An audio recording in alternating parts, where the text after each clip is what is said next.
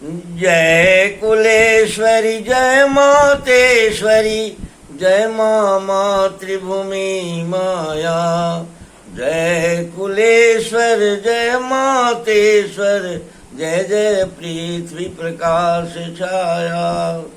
जय कुलेश्वरी जय मातेश्वरी जय माँ मातृभूमि माया। जय कुलेश्वर जय मातेश्वर जय जय पृथ्वी प्रकाश छाया। जय कुलेश्वरी जय मातेश्वरी जय माँ मातृभूमि माया। जय कुलेश्वर जय मातेश्वर जय जय पृथ्वी प्रकाश छाया। हे माँ, तुम जगत के रूप में हो। पूरा विश्व वेद के अनुसार और विज्ञान के अनुसार, आधुनिक विज्ञान के अनुसार पूरा विश्व ही अणुओं से बना हुआ है। वेद जिसे प्राण बिंदु कहता है। तुम्हारा विश्व का रूप अणु का रूप है। उन परस्पर अणुओं के प्राण बिंदुओं के मेल से, परस्पर मिलन से मैथुनी चक्र के शैली में तुम सृष्टि की को 36 तत्वों में बांट के और सृष्टि का विस्तार किया है।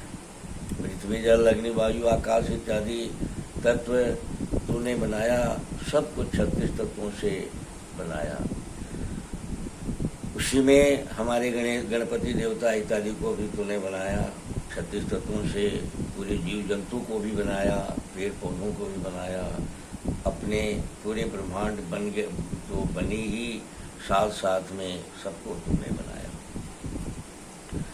बनने की क्रिया में तूने परस्पर मिलन की एक छोटी सी टेक्नोलॉजी दी कि हर जब तक एक दूसरा मिलेगा नहीं, आपस में पूर्ण रूप से प्रेम पूर्वक नहीं मिलेगा, तब तक के लिए वो क्रिएशन नहीं करेगा। तो अणुओं के सबसे पहले एक से अनेक होने में जब तुम्हारी भाव आई तो अणुओं के आपस के मिलन से अक्षर की रचना तूने की। अक्षर से शब्द बना, शब्दों से शब्दों पर भाव अपनी चढ़ाया तूने और शब्दाकाश बन गया। ध्वनि बना, सब कुछ बना, लेकिन सब में अणुओं के परस्पर मिलन से जो मिलन के बाद जो बने उनके आपस में परस्पर मिलन से, यानी परस्पर मिलन से पूरे ब्रह्मांड की रचना तूने की और 36 तत्वों से तूने सारा कुछ किया। बहुत विशाल विश्व को तूने परिष्कार की ओर किया। जिस रूप में तू सबसे पहले बनी उस रूप को परिवर्तित करते रही हमेशा। आज जो जिस रूप में तुम ब्रह्मांड के रूप में हो, उस रूप में जहाँ जिस समय ही ब्रह्मांड के रूप में तू व्यक्त हो रही थी उस समय नहीं थी। क्योंकि मनुष्य के रूप में जो ज्ञान विज्ञान के समझदार हैं, वेद जो समझदार है, वैज्ञानिक जो समझदार हैं, उन लोगों ने कहा कि पृथ्वी की जो ओरिजिनल रूप परिवर्तित होते चली जा रही है और वो परिवर्तन प्रतिक्षण आगे बढ़ते चला जा रहा है। भूत लौट के नहीं आता है और भूत में भी जो छोड़ के आगे बढ़ती है उसमें भी आपस में परिवर्तन की क्रिया चलती रहती है।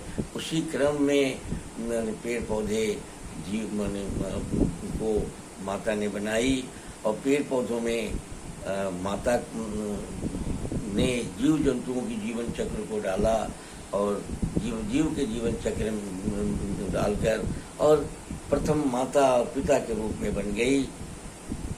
और प्रथम माता पिता के रूप में जब वो अपने को व्यक्त की, अपने को उन्होंने अपना को बनाई, तो माता पिता के में पेड़ पौधों को खाने के बाद माता पिता में ये शक्ति बनी कि आपस में जब मिलेंगे तो माता गर्भ में पुत्र पुत्री को अपना रखेगी। माता ही अपने हाथ में रखी और पिता को अपना सहयोगी के रूप में, बीज के भंडार के रूप में बना के रखा और माता और पिता दोनों के मेल से ये जगत की रचना का रूप परिवर्तन के अनुसार 1 से 2, 2 से 3 ऐसे करके रूप परिवर्तन के क्रम में बनती हुए आज लाखों करोड़ों लोगों की, अरबों के लोगों की रचना हुई। लेकिन प्रत्येक रचना 1 से 2, 2 से 4 के ही स्थिति में है। कोई मशीन के जैसा कोई उत्पादन नहीं तेरा है। तेरा हमेशा जो है परस्पर मिलन के आधार पर ही तेरी सारी रचना है। जब वेद ने मनुष्य जब वाणी अक्षर और वाणी अपने अक्षर जन्मजात वाणी अपने अक्षरों को पहचाना, वाणी में अक्षरों को पहचाना, ध्वनि को समझा, संवेदना को समझा, जब तो उसने लिपि को विकसित करके, देवनागरी लिपि को विकसित करके बहुत सारी लिपियाँ विकसित किया। लास्ट में अंतिम में देवनागरी लिपि को विकसित करके और उसने अक्षरों को सब 50 अक्षरों में बांटा और 50 अक्षरों को आपस में मिलाकर शब्दों की रचना की। जब शब्दों की रचना की, उस पर भाव अपना सारा लाखों वर्षों के भाव को चढ़ाया और शब्दों पर भाव चढ़ाकर और वेद की रचना की। वेद के रचना के बाद ऋषियों ने आपकी, हे माँ, आपकी ये संदर्भ में ये मनुष्य आपको समझने की कोशिश करना शुरू किया। जब इसने आपको देखा कि साहब आप ही सारे जगत में व्यक्त हो रहे हैं, स्त्री में भी आप ही व्यक्त हो रहे हैं, पुरुष में भी आप ही व्यक्त हो रहे हैं, पेड़ पौधों में भी आप ही व्यक्त हो रहे हैं, सारा जगत में आप ही व्यक्त हो रहे हैं, तो उसने देखा और आपकी कला से ही सारे जगत में की रचना आगे ऑटोमेटिक रचना, स्वचालित ढंग से सारी रचनाएं चल रही है और हर पर आपका नियंत्रण भी है। यह भी हमारे वेद के ऋषियों ने समझा और वेद के ऋषियों ने समझने के बाद आपकी उनके साथ तारतम्य बनाए रखने के लिए अक्षरों में उन्होंने आपको पहचाना कि साहब आप अक्षरों के अपने को अक्षरों के अधीन बना कर रखी हैं। तो अक्षरों के आधार पर उन्होंने आपकी प्रार्थना की, आपकी स्तुति किया, आपने उन्हें सद्बुद्धि सुझाया, स्तुति से सद्बुद्धि सुझाया। अपने संदर्भ में आपने उनके भीतर ज्ञान दिया, उन्हें विकसित किया, यहाँ तक कि वो ऐसा वेद काल की या बाद में भी बहुत सारे ऋषि ऐसे हुए कि जो आपके साथ घुल मिल अणु के रूप में परिवर्तित होके और आपके साथ मिल जाते थे और एक दूसरे जगह चले भी जाते थे और सभी आपके सारी को पेड़ पौधों में, जीव जंतु में, पदार्थ में प्रवेश करके वो सारा आपकी समझदारी ले लेते थे। आपने उदारता पूर्वक हमारे ऋषियों को, हमारे पूर्वजों को आपने दिया। वही उन्हीं पूर्वजों में मन एक बंटवारा हुई, तो देवता तत्व और मनुष्य तत्व की 2 भाग में बट गए, जो परिष्कृत हो गए और परिष्कृत होने के बाद आपके कार्यक्रम को संचालित करने के लिए आत्म तत्व के रूप में वर्तमान हुए और वो आपकी शक्ति उनके साथ जुड़ी रही और आपके इशारे पर, आपके सहयोग पर, आपके सेवा से वो ब्रह्मा विष्णु महेश का स्तर को प्राप्त किए, सारे व्यवस्था को प्राप्त किए। बहुत सारे देवता के रूप में अपने को देवता के रूप में अपने को परिष्कृत किए। आत्माओं का आज भी आत्माओं के संदर्भ में ऐसा देखा गया है कि आत्माएं आपस में परिष्कृत हो रही है, आपस में मिलकर और देवता के तत्व के स्तर पर आपके माता के कार्यक्रमों को व्यवस्था दे रही है। तो ये सारे तत्व मैंने 36 तत्वों में बांटकर सृष्टि का विकास किया। अपने को समझने के लिए अक्षरों को मैं आपने बांटा। मनुष्य ने अक्षरों के अभ्यास से, अक्षरों के भाव से, अक्षरों के प्रयास से, भाव से आपके के साथ एकत्व स्थापित किया और एकत्व स्थापित करने के बाद उसने आपको संबोधित किया। आपको वेद ने कहा कि आप पहली गुरु हैं, ज्ञान देने वाली, समझदारी देने वाली आप हैं इसलिए माता को पहला गुरु माना, पिता को आपके बाद का गुरु माना, और जितने और गुरु हैं हमारे जगत के, मैंने वो सबको मैंने अतिथि गुरु कहा। माता ने कहा, माता आप ही ईश्वर हैं, आप ही देवता हैं, सब कुछ हैं, और शिव भी देवता हैं, माने हमारे देवता जो है माँ देवता है, पिता के रूप में शिव हम का नाम लिया कि शिव देवता हैं, और बाकी सब अतिथि देवता हैं। श्रम को आपने महत्व दिया, रूप परिवर्तन की कला को आपने जीवन चक्र दिया, प्रकृति चक्र में बहुत सारे जीवन चक्रों को आपने समाहित किया। उसमें उस ज्ञान के आधार पर आपको सबसे पहले कुल की जो प्रथम माता के रूप में आपको वेद ने जाना, प्रथम पिता के रूप में शिव को जाना। लेकिन ये आपके नामकरण भी किए, कोई काली कहा, कोई तारा कहा, कोई दुर्गा कहा, कोई महादुर्गा कहा, कोई महासरस्वती कहा, किसी ने शिव को नाम लिया।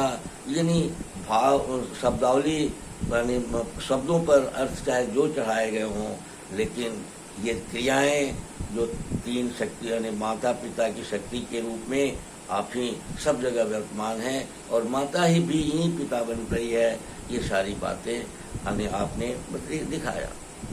अब इन उसी कड़ी में मैं श्याम बिहारी तिवारी वेद और आयुर्वेद का उपासक हूँ, और आपके कृपा के बिना ये जगत का जो आज जल रहा है, परस्पर आपस में ईर्ष्या द्वेष घृणा से व्याप्त हो गया है, पूरी मानवता खतरे में पड़ गई है।